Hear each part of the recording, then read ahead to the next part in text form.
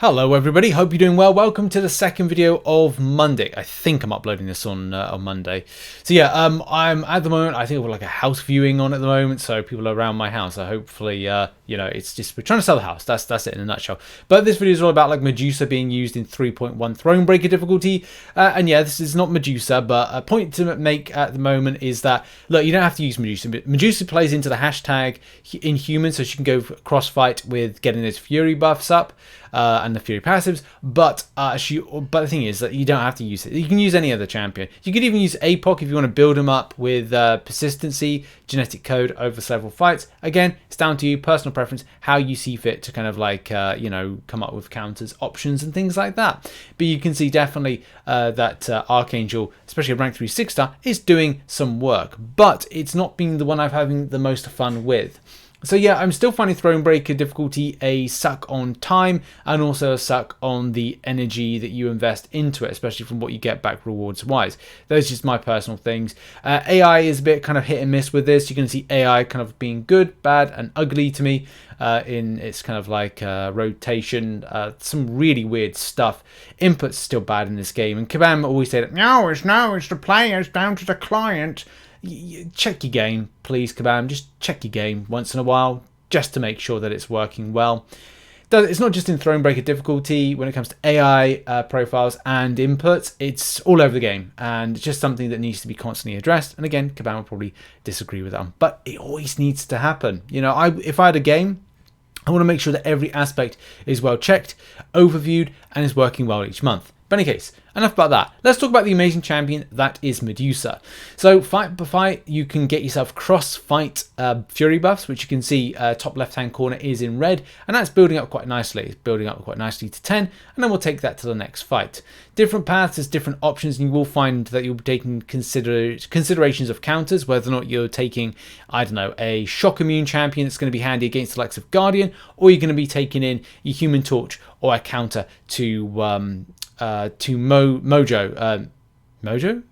Am I saying the right? Yeah, Mojo, yeah. I was thinking to myself, Mojo. I was thinking to my mind, I was like, Mojo Jojo?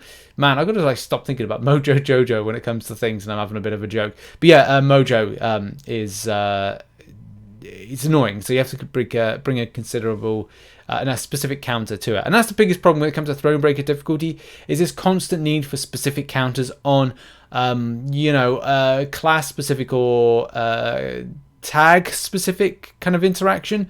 So a lot of the times you might be going like, oh, I'll take these two champions, a specific counter for the likes, because for some reason there's a Terex, or there's a random Arcus that's on a path. By the way, Arcus on a node where he's so passive in throwing his special attacks, gains power gain, and also interacts with a power gain based on 3.1. Oh, come on, Kabam, do better. But in any case, Medusa, back to Medusa, right? I've had some good interaction. You can see that. Good intercepts, right? I've had that. That's been great. And then other times not. Again, another great intercept. This is when AI is built so like brilliantly by Kabam. Then again, like there's sometimes it's nice and crisp, it flows well, and other times it's just not there. And I don't know if anybody's finding hit and miss, but look at the numbers, right? Let's get focused in here. 10k, 16k before, 20k, 13k, 13k, 13k, 19k. And it's then a 15k. Look at that. Those numbers are crispy. We've got 10 Fury passives kind of like building up right there. And it is so darn good to see this. Those numbers. Obviously, this is a rank 3 6-star version. Get some really nice intercepts at 31k to end on. That was absolutely nutty damage. Honestly, like, I love this champion at 6-star rank 3. And it's just so darn nice, especially when you get good flow of AI. When AI is kind of like just nice, crispy, flowing. You know, this is when I really enjoy myself with Marvel Contest of Champions. And I just haven't found that this week because the quality, the bugs, have just kind of like sucked my kind of like interest. And it's made me like, oh, do you know what? I need to take a little break from this game. But over the last, say, few hours, I've been kind of back in play.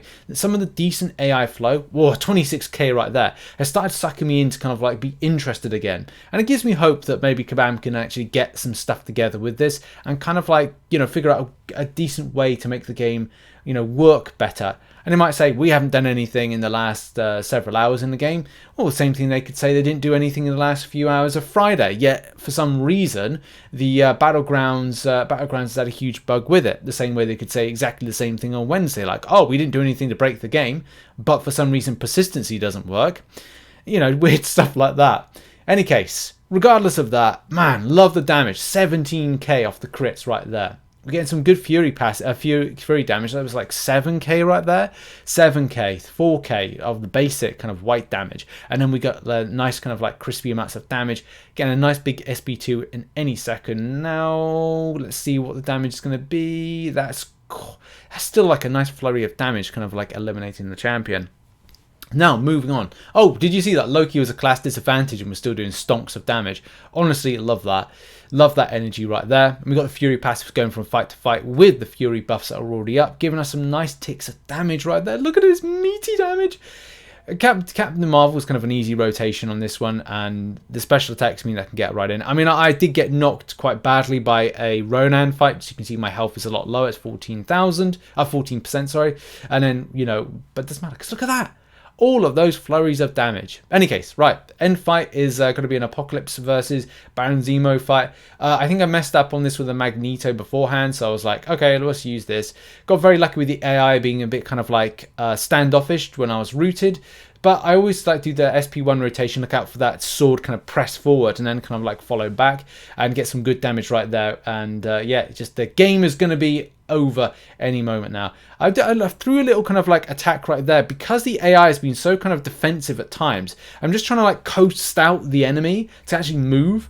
I don't know if anyone else is finding that they're having to do like little taps or little kind of like random light hits just to kind of like into nowhere just to make sure the AI is kind of flowing at them.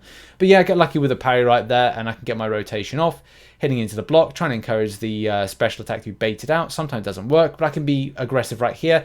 And then the SP1 to finish. There we go. All done and dusted. And yeah, that's been it.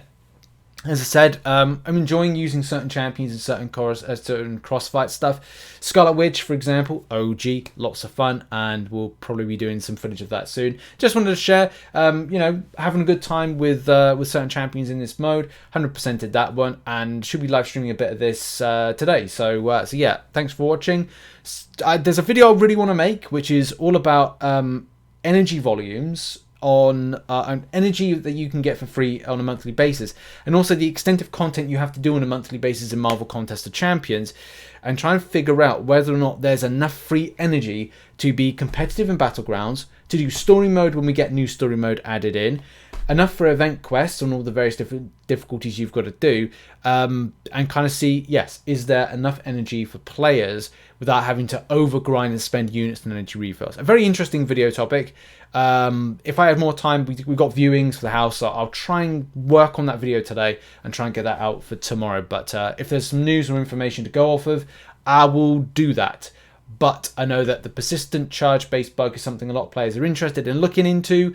There's no answer at the moment whether that's being fixed, and it's definitely not fixed. 100% not fixed. So we'll look into that when it's fixed, or we'll kind of like figure out if it's been fixed. But yeah, thanks for watching this video. Check out some other content. Who are you using in 3.1, Thronebreaker, Cavalier, whatever? Put in the comment section down below. Thanks for watching. Much love. Bye-bye.